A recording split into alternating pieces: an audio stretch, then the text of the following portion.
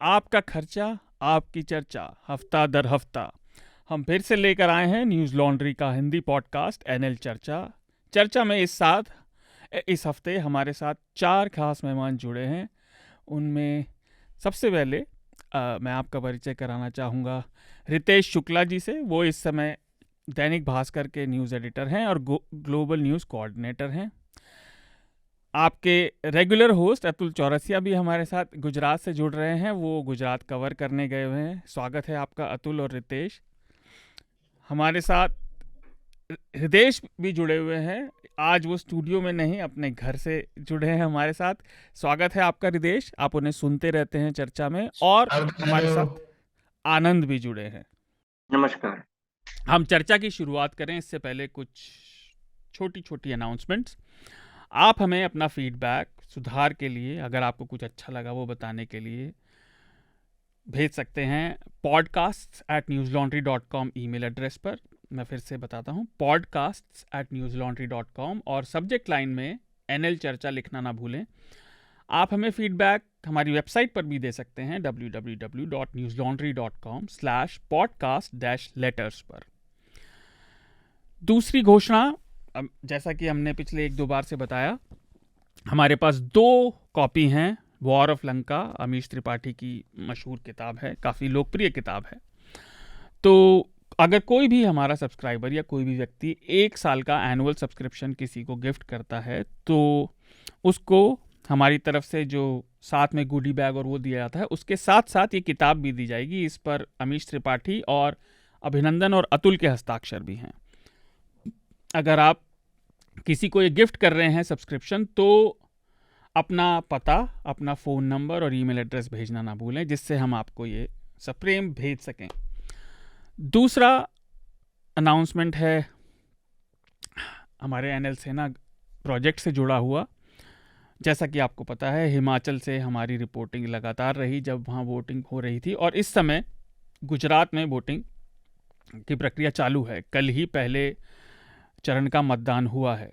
अतुल और मनीषा भी वहाँ पर हैं, अपना मॉर्निंग शो वो हर दिन भेज भी रहे हैं।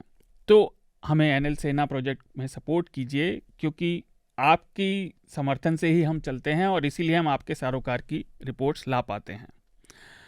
तीसरा अनाउंसमेंट एनएल चैट बॉक्स से जुड़ा है। एनएल चैट बॉक्स में न्यूज़ लॉन्ड्री की टीम अपने सब्सक्राइबर से बात करती है और रियल टाइम में, मतलब आप सवाल पूछेंगे, हम वहीं पर होंगे, जवाब दिए। अगला एनएल चैट बॉक्स 10 दिसंबर को है, शनिवार शाम 7:30 बजे।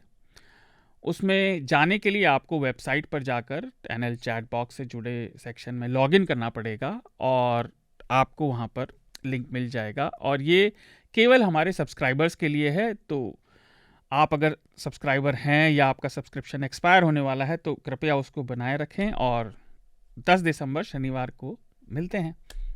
सबका स्वागत है। मैं फटाफट हेडलाइंस को कवर करता हूं, जिससे हम फिर चर्चा को आगे बढ़ाएं। इस हफ्ते खबरों की दुनिया में एक खबर बनी। एनडीटीवी की प्रमोटर कंपनी आरआरपीआर से प्रणॉय रॉय और उनकी पत्नी राधिका रॉय ने इस्तीफा दे दिया। हालांकि अभी भी वो एनडीटीवी के प्रमोटर बने हुए हैं और उसमें उनके 32.26 शेयर बाकी हैं प्रतिशत। इसके बाद समाचार जगत के जो प्रसिद्ध एंकर हैं रवीश कुमार, उन्होंने भी एनडीटीवी से इस्तीफा दे दिया और हाल ही में उन्होंने अपना एक यूट्यूब चैनल शुरू किया है। उन्होंने अपने इस्तीफे और आगे की बातों की घोषणा अपने चैनल पर भी की, ज़रूर देखिएगा उसको। अगली सुर्खी सुप्रीम कोर्ट से। बिल्किस बानो ने सुप्रीम कोर्ट में एक अर्जी दायर की है, जिसमें उन्होंने ये मांग की है कि उनके बलात्कारियों और उनके परिवार के हत्यारों को जो माफ़ी मिली है उसे वापस लिया जाए। और साथ ही उन्होंने एक रिव्यू पिटीशन भी दायर की है, जिसमें उन्होंने गुजरात सरकार की जो कैदियों को जल्दी छोड़ने का निर्णय देने का हक है, कोर्ट को उस पर पुनर्विचार करने को कहा है। ये मामला कितना लीगली टेनेबल है ये नहीं पता, क्योंकि राज्य सरकार के हाथ में ही कानून व्यवस्था होती है, पर देखते हैं कोर्ट क्या कहेगा। इस हफ्ते कर्नाटक उच्च न्यायालय में एक अर्जी खारिज कर दी गई, जिसमें पीएफआई पर, अगर आपको याद हो, 28 सितंबर को 5 साल के लिए प्रतिबंधित कर दिया गया था। उसको तुरंत लागू करने पर रोक लगाने के लिए कहा गया था, लेकिन कर्नाटक उच्च न्यायालय ने इसे खारिज कर दिया। एक घरेलू हेडलाइन, न्यूज़ लॉन्ड्री पर टैक्स से कोट अनकोट बचने के 3 आरोप लगाए गए थे। दिल्ली उच्च न्यायालय ने उन्हें खारिज कर दिया और कोर्ट ने यह भी कहा कि सभी कागजात को और फाइलिंग्स को देखते हुए ऐसा नहीं लगता कि कहीं कोई भी गड़बड़ी या फर्जी काम किया गया है। मैंने ये बहुत संक्षेप में बताया है, आप हमारी वेबसाइट पर इसके बारे में ज़्यादा पढ़ सकते हैं। हमारा आज का चर्चा का एक और विषय रहेगा चीन। चीन में कई शहरों में लॉकडाउन की सख्ती और जो उनकी ज़ीरो कोविड पॉलिसी है उसके चलते प्रशासन की बहुत कड़ाई जो है उसके खिलाफ आम जनता सड़कों पर उतर आई है, जो चीन के लिए बहुत रेयर है, विचित्र बात है। लेकिन ये प्रदर्शन हकीकत है और कोविड ही नहीं, अब ये शी जिनपिंग और सीसीपी पर जो उनका पूरा कंट्रोल है उसके खिलाफ भी कहीं कहीं आवाज़ें उठ रही हैं। श्रोताओं को मैं याद दिलाना चाहूँगा, कुछ ही महीने पहले उन्होंने अपने आप को तीसरी बार चीन का राष्ट्राध्यक्ष घोषित कर लिया था, असीमित समय के लिए। तो आज हम इस पर बात करेंगे। रितेश हमारे साथ खास इसीलिए जुड़े हैं। इससे जुड़ी एक और खबर यह भी है, वहाँ 2 यूरोपीय पत्रकारों को भी गिरफ्तार किया गया, जिनमें से एक बीबीसी के पत्रकार को टॉर्चर देने की भी खबरें आईं। आखिरी सुर्खी गुजरात से। कल गुजरात में 182 विधानसभा सीटों में से 89 के लिए पहले चरण की मतदान पूरा हो गया और वोटिंग का प्रतिशत पिछले बार से कम रहा। इस बार 60% लोगों ने मतदान किया, जो अमूमन 6.5-7% पिछली बार से कम रहा। अतुल हमें इस बारे में ज़्यादा बेहतर बता पाएंगे और सबसे पहले हम चर्चा इसी पर करेंगे। अतुल, मैं आप ही से शुरुआत करूंगा, आप हमारे साथ बहुत सीमित समय के लिए हैं। गुजरात चुनाव का पहला चरण तो ऐसा रहा और अब आप, जहां तक मुझे याद है, अब आप अहमदाबाद के लिए निकल रहे हैं। तो अहमदाबाद में ही हम लोग आ गए, यहाँ बड़ोदरा से अहमदाबाद आ गए थे कल ही। जी। 2-3 बातें मैं इलेक्शन से जुड़ी, जो हमारा अनुभव रहा यहाँ पे करने जो, एक तो ये चीज है कि गुजरात के चुनाव में कोई जो अंडर करंट कहें या फिर लहर कहें, ऐसी कोई चीज नहीं दिख रही है। बहुत ही जैसे सुप्तावस्था वाला चुनाव चल रहा है। लगभग लोगों के अंदर कोई खास ना तो किसी चीज के लिए उत्साह है, ना किसी चीज के लिए बहुत ज्यादा नाराजगी है। तो बड़ा स्टेटस कोइस्ट स्टेट, एक होता है ना कि यथास्थितिवादी स्टेट जैसा है, वैसी यहाँ से एक धारणा बनती है, ऐसा एक यहाँ से संकेत मिलता है। और अगर मतलब पार्टियों के लिहाज से देखें और चुनावी नतीजों के लिहाज से देखें, तो यहाँ पर घूम घाम के जो चीज समझ में आ रही है मुझे, उसका लबोलबाब ये है कि गुजरात में बदलाव के लिए जो मौका था, 2017 बहुत बड़ा मौका था और समहाउ किसी तरीके से 2017 के उस मौके को विपक्षी पार्टी चूक गई है, जो कि कांग्रेस पार्टी थी। आप देखेंगे कि कांग्रेस पार्टी का जो नतीजा रहा वो सबसे बेहतर रहा पिछले 30-25 सालों में। जो 2017 के नतीजे थे उसमें वोट परसेंटेज बढ़ा था, सीटें भी बढ़ गई थी काफी।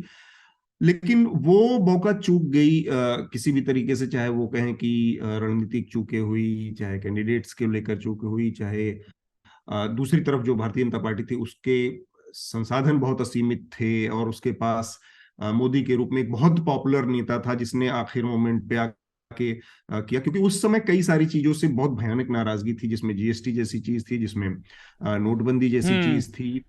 तो बड़े मुद्दे थे, लेकिन वो 2017 का मौका चूक गया और सरकार फिर से भाजपा की बन गई और 27 साल हो गए अब तो एक तो ये चीज है। अब इस बार का चुनाव जो है गुजरात में, उसमें 2-3 चीजें अब मैं इस चुनाव के नजरिए से बताना चाह रहा हूँ कि एक तो ये पहली बार करीब करीब ट्रायंगुलर जैसा दिख रहा है, लेकिन ये जो ट्रायंगुलर है जिसमें आम आदमी पार्टी की एंट्री हुई है। तो भारतीय जनता पार्टी और कांग्रेस तो यहाँ की 2 परंपरागत पार्टियां हैं ही, आम आदमी पार्टी की एंट्री इसमें दिख रही है। लेकिन एक चीज को यहाँ पर बहुत साफ करना चाहता हूं मैं, कि आम आदमी पार्टी की जो उपस्थिति है वो गुजरात के कुछ बहुत सीमित पॉकेट्स में है। ये पैन गुजरात प्रेजेंस नहीं है। तो मीडिया में या टेलीविजन पे या अखबारों में देख के कुछ लोगों को ये लग सकता है क्योंकि गुजरात में आम आदमी पार्टी इस चुनाव में कोई बहुत बड़ी तीसरी ताकत है, ऐसा पैन गुजरात नहीं है। लेकिन कुछ पॉकेट में उनकी बड़ी स्ट्रांग प्रेजेंस है, जो कि साउथ गुजरात का इलाका, एक बार फिर से सूरत का इलाका, जो कि 2017 में हार जीत का अंतर बन गया था, सरकार के बदलाव को और बने रहने का अंतर जो बन गया था, उसी सूरत के आसपास के इलाकों में जो 16 सीटें हैं उनके आसपास और बहुत अगर गंभीरता से कहूँ तो 5 सीटें ऐसी हैं जिस पर वास्तव में आम आदमी पार्टी बहुत सीरियस दावेदार है, क्योंकि उनके पास कैंडिडेट बड़े अच्छे हैं, उनकी अपनी पकड़ है, उनका जातीय जो वो है जो समीकरण है वो उनके पक्ष में जाता है।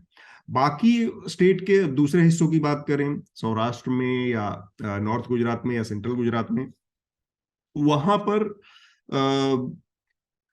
मुकाबला बाइपोलर ही ज्यादातर है कांग्रेस और बीजेपी के बीच में। लेकिन एक दो चीज ये है कि कैंडिडेट बहुत सारी सीटों पर आम आदमी पार्टी ने उतारे हैं, और वो उनके पक्ष में सेंट्रल लीडरशिप जो है वो प्रचार भी कर रही है। दो दो मुख्यमंत्री, पंजाब के मुख्यमंत्री और अरविंद केजरीवाल भी गाए बगाए रोड शो कर रहे हैं, ये सब कर रहे हैं। तो ये कहा जा रहा है कि ये जो डेंट होगा, क्योंकि वो अगर 2,000, 3,000, 4,000, 5,000 तक वोट जो पाती है आम आदमी पार्टी बाकी सीटों पर अगर सफल होती है, तो वो किसको डेंट करेगा, ये एक चीज है जिसको लेकर बहुत भरोसे से मैं अभी कुछ नहीं कह सकता, क्योंकि वो प्रेजेंस जो आम आदमी पार्टी की है वो रूरल इलाकों में और अर्बन इलाकों में दोनों जगह है। तो रूरल इलाकों से मेरा कहने का मतलब है कि वहां पर परंपरागत रूप से कांग्रेस बहुत मजबूत रही है। अर्बन इलाके वो हैं गुजरात के जहां पर बीजेपी हमेशा मजबूत रही है। तो इन दोनों जगहों पर भी आम आदमी पार्टी के कैंडिडेट हैं, और वो अगर कुछ वोट करते हैं तो वो स्पॉइलर किसके लिए होंगे, ये नतीजों के बाद थोड़ा सा हम एनालिसिस करने की स्थिति में होंगे। ठीक है। बाकी हिस्सों में कांग्रेस और बीजेपी का मेन वो दिख रहा है। जी अतुल, मैं बाकी सबसे पूछूं एक सवाल और आपसे, क्योंकि आप वहीं पर हैं, और फिर मैं उस पर बाकी लोगों की भी राय लेना चाहूँगा। कांग्रेस के कई लोग कह रहे हैं पॉपुलर मीडिया में और वैसे भी कि हमारी कैंपेन छत्तीसगढ़ से बड़ी मेल खाती है, आपको दिखाई नहीं दे रही लेकिन वो अंदर खाने डोर टू डोर ज़मीन पर है। इस बात में पहली बात तो अगर आपको पता चली कितनी सत्यता है, दूसरा जो भाजपा में वहाँ पे काफ़ी सारे लोग इधर से उधर हुए, बहुत सारे टिकट काटे गए, और क्योंकि वहाँ पे एक तरह से सैचुरेशन आ गया कार्यकर्ता बल में, तो क्या उसके प्रति भी कुछ विरोधाभास है भाजपा कैंडिडेट्स और उनके लोकल कॉन्स्टिट्यूएंसी के बीच? ऐसा कुछ चल रहा है क्या? हाँ, तो ये क्या है कि कुछ सीटें हैं ऐसी कुछ जगहों पर कि जहां पर भारतीय जनता पार्टी के क्योंकि बहुत बड़ी पार्टी हो गई है, पार्टी इतनी हम्म। बड़ी हो गई, इतने सारे कैंडिडेट और इतने साल से सत्ता में है, तो स्वाभाविक रूप से कुछ लोगों के टिकट कटे हैं। उसमें कुछ ऐसे लोग हैं जो कि कांग्रेस से आए हैं, 7 ऐसे उम्मीदवार हैं जो लोग कांग्रेस से आए थे, उनको सीधे टिकट दिया गया। तो जी। इस तरह की नाराजगी कुछ कुछ सीटों पर है। तो एक तो ये बात है। दूसरा आपका सवाल क्या था शार्दुल? वो कांग्रेस के लोग कह रहे थे कि हमारी कुछ जैसे हाँ, जो छत्तीसगढ़ जैसी डोर टू कांग्रेस के डोर अंदर कैंपेन की खाने बात कैंपेन है। है। नहीं, ये इसमें एक हद तक सत्यता है। जानते हैं क्या है, एक गुजरात में इस बार जो कांग्रेस की रणनीति में आप देखेंगे कि राहुल गांधी, मतलब सेंट्रल पूरी लीडरशिप में सिर्फ राहुल गांधी की 2 जनसभाएं हुई हैं। एक बार वो आए, दो दो रैलियां की और उसके बाद चले गए। तो कांग्रेस ने इस बार रणनीति के तौर पर इस बार कांग्रेस से में अ, राहुल, प्रियंका, सोनिया, इन लोगों को थोड़ा सा कैंपस दूर का, क्योंकि अगर आप पिछले 3-4 चुनावों को देखेंगे, 3 चुनावों को तो खासकर देखिए आप, 2012 के चुनाव को देखिए, 17 के, और उसके पहले वाला जो 7 का चुनाव था, तो ये तीनों चुनाव में भारतीय जनता पार्टी के पास एक जो वो मशीनरी है, आईटी सेल जिसको आप कहें, या ट्विस्टिंग वाली मशीनरी है, वो इनके किसी भी एक बयान को, इनकी किसी एक बात को, किसी एक फैक्ट को बहुत ज्यादा स्पिन मिल में घुमा के और तमाम तरीकों से प्रचारित करती है। कभी कोई मान लीजिए स्लिप ऑफ टंग हो गया तो उसको पकड़ लेना, या सोनिया गांधी का जो 2007 में मौत का सौदागर वाला बयान था, वहां से पूरा ट्विस्ट कर देना कि है ना।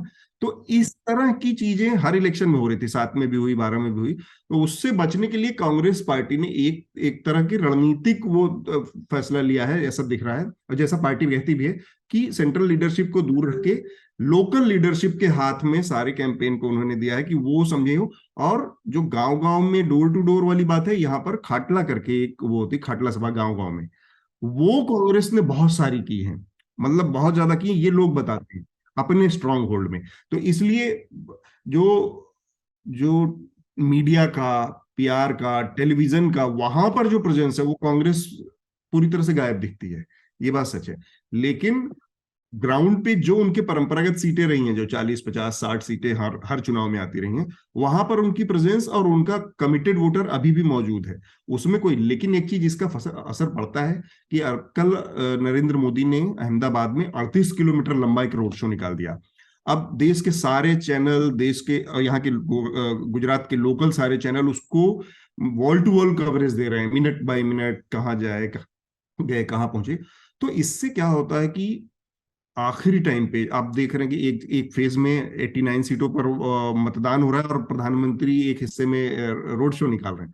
तो उसका एक असर पड़ता है अपने काडर के ऊपर। दूसरा, परसेप्शन भी बनता है कि भाई एक पार्टी मौजूद है जहां प्रधानमंत्री भी कर रहे हैं, गृह मंत्री भी कर रहे हैं, और तमाम लोग कर रहे हैं, और दूसरी पार्टी की तमाम लीडरशिप मौजूद नहीं है। तो परसेप्शन की भी लड़ाई होती है, उससे भी एक स्विंग वोट बनता है। वो निश्चित तौर पर कांग्रेस के लिए नुकसानदेह है।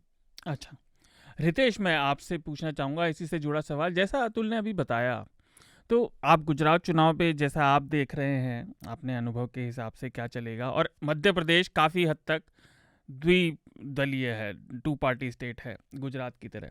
लेकिन मैं आपसे एक चीज़ और जोड़ना चाहूँगा, कांग्रेस को लेकर ये जो धारणा बन गई है कि अब उनको लीग से हटकर ही कुछ करना पड़ेगा तब वो चुनाव में दावेदारी भी कर पाएंगे, ये कहाँ तक सही है पहली बात, और ये कब तक चल पाएगा, क्योंकि ये सस्टेनेबल तो है नहीं लंबे समय तक मेरे विचार में। देखिए, अतुल जी ने पर्सपेक्टिव तो पूरा रख ही दिया है। अब इसके ऊपर बाहर से, दूर से देख करके एक सिर्फ ओपिनियन ही व्यक्त किया जा सकता है। जी। जहां तक गुजरात में लग रहा है, ये एक दो मेजर पॉइंट्स हैं समझने के। तो एक ये है कि 2002 से लेकर के 2002 और 2007 में वोटिंग परसेंटेज शायद कम हुआ था, लेकिन सीटें भाजपा को ज्यादा आई थी। 12 और 17 में वोटिंग परसेंटेज कंपैरेटिवली कम हुआ, सॉरी बढ़ा, और उनकी सीटें कम हो गई। अभी वोटिंग परसेंटेज फाइनल तो नहीं दिया है इन लोगों ने आंकड़ा, लेकिन जी। कंपैरेटिवली 68% था शायद लास्ट टाइम। फर्स्ट फेज को अगर देखें तो इस बार 61% के अराउंड है। तो एक मेजर ड्रॉप है। तो क्वेश्चन ये है कि वो कौन से वोटर्स हैं जो नहीं गए वोट देने के लिए। जी। क्या बीजेपी को कोर वोटर्स हैं जिसमें जिनमें उदासीनता है, अगर वो नहीं गए हैं वोट देने के लिए, तो क्या वो इतना बड़ा परसेंटेज है जो कि कवर अप कर पाएगा तथाकथित तौर पे जो हम ये कह रहे हैं कि आम आदमी पार्टी रूरल एरियाज में कांग्रेस के वोट काट रही है और स्पेसिफिक अर्बन एरियाज में भाजपा के वोट काट रही है। तो ये एक मैथमेटिकल इक्वेशन है जो अभी हमें थोड़ा सा डिलेमा में रख रहा है, ओपिनियन फॉर्म करने में एक तरीके से दिक्कत हो रही है। जी। दूसरा, भी हाल ही में यूपी का चुनाव हुआ था। कहने की बात यह है कि बहुत सारा अनरेस्ट यूपी में पाया गया था। भाई, नॉर्मल ट्रेडिशनल मीडिया में ये बातें नहीं आ रही थी, लेकिन सोशल मीडिया न्यूज आउटलेट्स को अगर हम कंज्यूम कर रहे हैं तो हमें ऐसा लग रहा था कि अंदर ही अंदर काफी कुछ सिमर कर रहा है, काफी कुछ पक रहा है। जी। जिसका हल्का सा फीलिंग आया भी। कुछ सीटें बढ़ी समाजवादी पार्टी की, लेकिन जो बसपा का रोल था यूपी में, क्या वही रोल आम आदमी पार्टी तो नहीं निभाने वाली है गुजरात में? कि खुद की सीटें शायद कुछ ना आ पाए, लेकिन फिर भी जो एस्टेब्लिशमेंट है उसको कहीं ना कहीं ओवरऑल फायदा हो जाए। तो एक ये समीकरण भी अगर बन जाए तो मतलब मैं बहुत ज्यादा आश्चर्यचकित नहीं होऊंगा। जहां तक मध्य प्रदेश का सवाल है, मध्य प्रदेश में अनरेस्ट वैसे ही है जैसे कि अन्य राज्यों में है, लेकिन भाजपा का हार्डकोर वोटर भी वैसे ही स्ट्रांग है जैसे कि अन्य राज्यों में।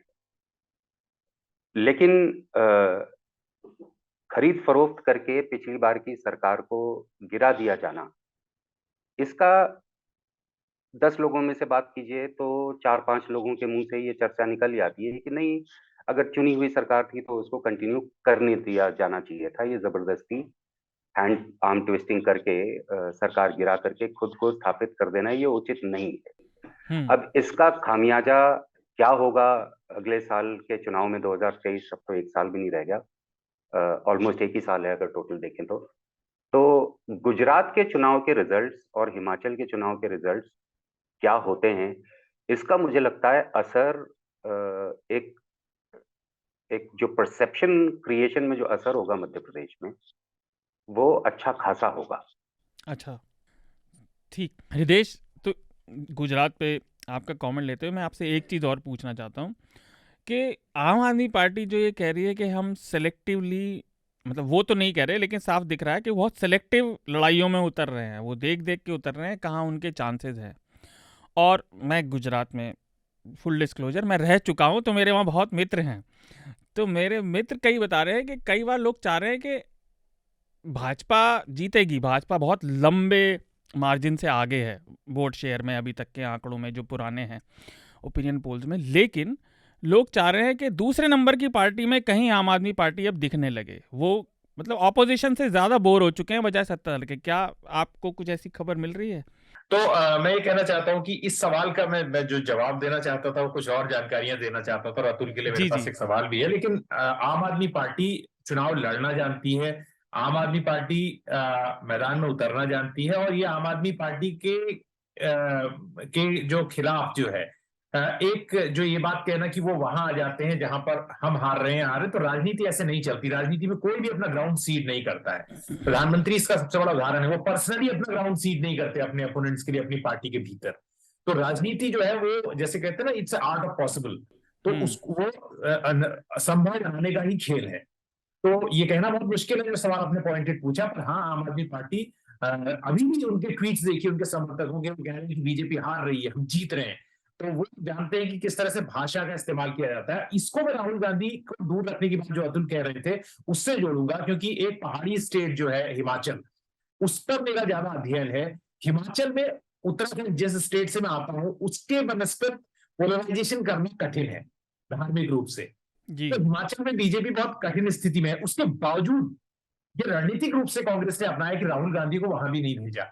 और मुझे ऐसा लगता है जब तक 2024 के चुनाव नहीं आ जाएंगे, राहुल गांधी को उन स्टेट से बाहर रखा जाएगा। आश्चर्य मत कीजिएगा अगर वो कर्नाटक से भी बाहर रहते हैं, उनको बाहर रखा जाएगा। एक तो वो बोलते हैं पॉलिटिशियन नहीं है, वो दिल से बोलते हैं, और ये चलता नहीं है जैसे अभी। और मैं अतुल से बाद में ये भी जानना चाहूंगा थोड़ी देर में कि क्या खड़गे जी और दूसरे नेता राहुल गांधी और उनकी जो कमी है वो पूरा कर रहे हैं, ऐसे बयान दे रहे हैं जो कांग्रेस को पीछे खींच सकते हैं। क्योंकि ये कॉमन स्टैंडिंग है, कॉमन अंडरस्टैंडिंग है पॉलिटिक्स में कि आप विपक्ष के उस नेता को ऑफेंड नहीं करते जिस नेता को के खिलाफ फिर वोटर जो है उस नेता पर अटैक नहीं करते जिस नेता को लेकर वोटर जो है आपका बिखर सकता है। मैं आपको बिहार का 2 लाइन में उदाहरण दूंगा। बिहार में आरजेडी के पंचायत सदस्यों ने मुझे बताया कि वो लोकसभा चुनाव में, अभी फिर बताया 4 दिन पहले, लोकसभा चुनाव में वो बीजेपी को वोट करते हैं मोदी के नाम पर। तो मोदी की ग्राउंड स्टैंडिंग इस तरह से बन जाती है कई बार चुनाव में। तो हिमाचल को अगर आप देखेंगे तो वहां कांग्रेस बहुत आगे दिखाई दे रही थी।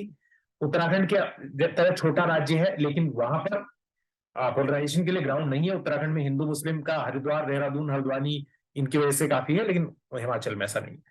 तो ये 3-4 चीजें जो है वो समझ में आ रही हैं। और गुजरात में एक दोस्त ने, फिर कह रहा हूं, ट्विटर पर लिखा है, और ये तो ऑन रिकॉर्ड है, पंचायत जी। सदस्य वाली बात तो मैंने बताई, और आप कह सकते हैं कि मैं अपने मन की कहानी बता रहा हूं। उसने कहा, किसी ने लिखा, हमारी एक मित्र है हिंदू में, उन्होंने लिखा कि why BJP is giving so many tickets to the controversial people, जिनका भी इधर उधर नाम आया सब जानते हैं। तो उसने जवाब दिया, Modi will answer you bye winning the election.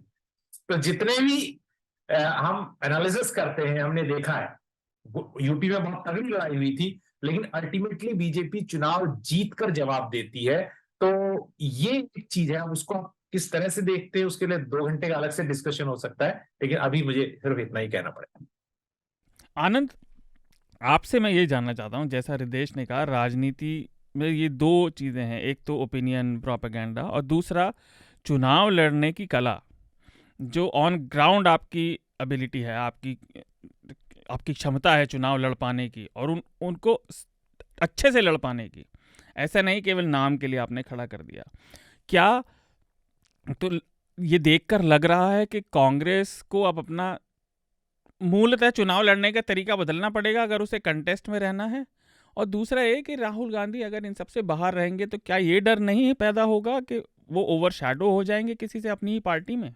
देखिए, आपके प्रश्न के 2 आयाम हैं, एक तो जी राष्ट्रीय स्तर पर और एक गुजरात स्पेसिफिक जो जी है। तो जी। पहले मैं गुजरात स्पेसिफिक एक छोटी टिप्पणी कर रहा हूँ कि देखिए, चूंकि 2 दशकों से ज्यादा एक पार्टी का शासन है, तो हम कह सकते हैं कि एक जो राजनीतिक विचारधारा और जो एक आम शैली है, उसके अनुसार एक गुजरात कॉन्सेंसस का निर्माण है कि एक ब्रॉडली एक गुजरात कॉन्सेंसस है, विद इन उसी के अंदर चैलेंजर्स निकलेंगे।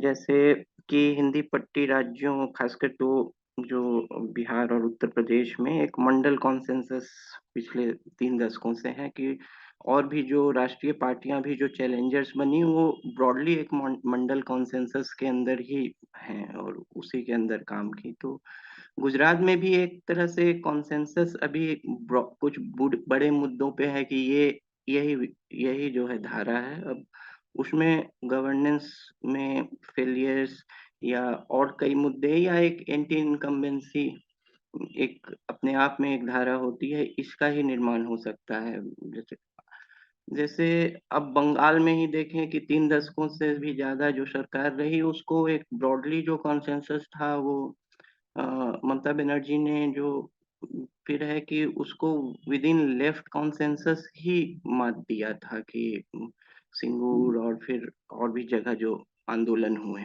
तो एक विद इन जो लेफ्ट कॉन्सेंसस बना वही। तो गुजरात में जो अब हिंदुत्व राजनीति या हिंदू राष्ट्रवाद की राजनीति का एक ब्रॉड कॉन्सेंसस है, तो अब उसके विदिन जो है अलग अलग धाराएं आएंगी, उसको चैलेंज करेंगी।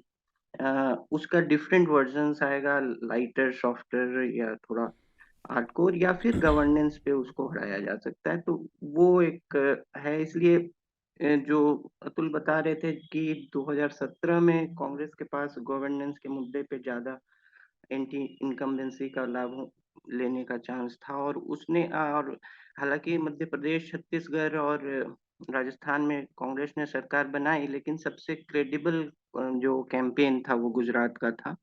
41% शायद मुझे जहां तक याद है 41। जी तो मत भी प्राप्त किए, और जो एक जो जमी हुई सरकार है उसको बहुत जो होता है कि बहुत क्लोज मार्जिन पर आकर सरकार नहीं बना पाई, 70-75 सीटें लाई थी, लेकिन 78 सीटें, 78। हाँ, तो अब कई सीटों पर बहुत स्मॉल मार्जिन का भी मुकाबला था। तो जी और स्पिरिटेड कैंपेन था, और उस कैंपेन को राहुल गांधी ने लीड भी किया था। बहुत तरह की चीजें थी, अशोक गहलोत का भी उसमें रणनीतिकार के तौर पे एक भूमिका थी। तो वो सब है। तो कांग्रेस जो है मेरे ख्याल से, जैसा हृदय जी बता रहे थे कि जो नैरेटिव का मोमेंटम है उसको अभी नेशनल लेवल पे लेके राज्य के चुनावों को अलग रखना चाहती है उससे, कि जो एक काउंटर नैरेटिव है वो एक ब्रॉडर नैरेटिव लेकर चलना चाहती है नेशनल लेवल पे, लेकिन जो रणनीति की जो चीजें हैं उसको मेरे ख्याल से राहुल गांधी को उससे अलग रखना चाहती हैं राज्य स्तर पे। जो हृदय जी का आकलन है हो सकता है वो सही हो। तो यही है, वही है, मैं भी ओपिनियन ही दे सकता हूँ बहुत कुछ। जी जी हम सभी जमीन ओपिनियन दे रहे हैं। अ, अतुल, आपका जाने का शायद समय हो गया। मैं बस ये कह रहा था, मैं ये कह रहा था कि एक बहुत महत्वपूर्ण बात इसमें आई कि मुद्दे और लड़ाई जो होती है राजनीति की, वो लगातार निरंतर चलती है। जी कांग्रेस के साथ यहाँ पर जो मुझे समझ में आया एक दिक्कत क्या है वो ये है, और ये पूरे देश में दिक्कत है, यहाँ पर भी लोगों ने वही बताया कि आप जो लोगों के मुद्दे हैं वो हर दिन के मुद्दे होते हैं, समस्याएं जो होती हैं हर दिन की, आज की दिक्कत है, इस हफ्ते की दिक्कत है, इस महीने की दिक्कत है, इस साल की दिक्कत है। कांग्रेस पार्टी इलेक्शन के बाद 4 साल, 4.5 साल तक पूरी तरह से शांत बैठी रहती है, 4.25 साल तक। तो आखिर के 3 महीने 4 महीने में, अब इस बीच में जो जनता के मुद्दे होते हैं उस पर, अब मोरबी हुआ, कांग्रेस पार्टी सड़क पे नहीं उतरी, जी भूज ट्रेजेडी हुई यहाँ पर इतनी बड़ी, 100 से ज्यादा लोगों की मौत हुई, कांग्रेस पार्टी सड़क पे नहीं उतरी। तो कांग्रेस पार्टी के साथ दिक्कत यह है कि वो 4 साल तक, 4.5 साल तक, 4.25 साल तक आराम की मुद्रा में रहती है, और आखिर में चुनाव में वो उतरती है चेहरों के बदौलत और परंपरागत वोटर के बदौलत। आपने 4.5 साल में उस वोटर बेस को बढ़ाने का कोई काम नहीं किया, कोई अतिरिक्त प्रयास नहीं किया है। तो आप उम्मीद नहीं कर सकते ना कि 3 महीने के काम के आधार पर आप सरकार बना लेंगे। जी तो कोई बहुत मुश्किल काम नहीं है यहाँ पर, जो कांग्रेस की हालत है उसको, उसकी स्थिति को समझ पाना। वो जी वो आराम पसंदगी, वो जो उनके अंदर की का आलस है, या सड़कों पर नहीं उतरने की जो आदत है, उस मुकाबले में आम आदमी पार्टी बहुत कन्विंसिंग लोगों को दिखती है कि हर मुद्दे पर उनके वो वहां मौजूद रहती है, सड़कों पर उतरना, लोगों के मुद्दों पे बात करना, और लाठी जी पुलिस भी लाठियां खाना, तो ये बहुत जरूरी हिस्सा है। और वो कम से कम कांग्रेस पार्टी के पूरे उसमें नदारद नजर आता है। जी शार्दुल, मैं जाने से पहले बस एक अपना मैं जो रिकमेंडेशन देना चाह रहा हूँ, जी रिकमेंडेशन देके और फिर उसके बाद मैं विदा लूंगा आप लोगों से। आप लोग अपनी चर्चा को जारी रखिएगा। दो मेरे रिकमेंडेशन हैं। जी एक तो इसी हफ्ते, पिछले हफ्ते एक डॉक्यूमेंट्री रिलीज हुई है, हृदय जोशी ने उस पर 6 महीने तक जी काम किया, बहुत लंबा। सांसों में सिलिका, बेसिकली सिलिकोसिस की जो समस्या है देश के अलग अलग हिस्सों में, जो पत्थर खदानों में काम करने वाले जी मजदूर हैं उनकी बीमारी से जुड़ी, तो ये डॉक्यूमेंट्री है जिसको मैं चाहूंगा कि सारे लोग देखें। ये बहुत मेहनत से तैयार की गई एक डॉक्यूमेंट्री है, न्यूज लॉन्ड्री के यूट्यूब चैनल पर उपलब्ध है। जी और दूसरा रिकमेंडेशन मैं एक वोटरों की समझ के लिए, गुजरात में तो खैर चुनाव है, पर एक फेज का हो गया, दूसरे फेज का होना है, लेकिन बाकी लोगों की समझ के लिए एक स्टोरी है जो आज ही रिलीज हुई है। और वो है अमूल दूध की जो कोऑपरेटिव्स हैं जी गुजरात में अमूल का बहुत बड़ा नेटवर्क है दूध का, पूरा 18 से ज्यादा, अभी आज की तारीख में बताते हैं कि 20 के करीब यहाँ पर डिस्ट्रिक्ट कोऑपरेटिव हैं। और हर गांव में, मतलब करीब 15-16 हजार गांव में गुजरात के विलेज कोऑपरेटिव कमेटियां हैं। तो एक बहुत स्ट्रॉन्ग नेटवर्क है कोऑपरेटिव का, दूध का, जिससे अमूल दूध पूरे देश में पहुंचता है और इकट्ठा होता है। लेकिन इस कोऑपरेटिव की जो राजनीति है, उस राजनीति के जरिए किस तरह से भारतीय जनता पार्टी गुजरात के 1/3, 1/3 जो वोटर हैं टोटल, कुल करीब यहाँ पर 5 करोड़ के आसपास, 4 करोड़ 91 लाख के आसपास वोटर, उसका 1/3 करीब करीब 1 करोड़ 70 लाख वोटरों को सीधे प्रभावित करती है, एक तरह से अपने पक्ष में लामबंद करती है। अमूल की दूध की जो कीमतें हैं, खरीद की कीमतें, बिक्री की कीमतें, दोनों मिलाकर किस तरह से, तो इस पर मैंने एक रिपोर्ट की है। इसको भी आप देख सकते हैं, ये भी हमारे वेबसाइट पर और यूट्यूब चैनल पर उपलब्ध है। धन्यवाद। चर्चा का वीडियो यहीं समाप्त करते हैं। आगे की चर्चा आप हमारी वेबसाइट या अपने किसी भी पसंदीदा प्लेटफॉर्म पर सुन सकते हैं। हमने देखा कि आप जो भी हमारे श्रोता गूगल पॉडकास्ट या स्पॉटिफाई पर सुनते हैं, वो वहाँ पर उसको रेट नहीं करते। कृपया हमें अच्छी रेटिंग दें, सब्सक्राइब करें, जिससे आप तक नए एपिसोड की जानकारी और नोटिफिकेशन पहुँचते रहें।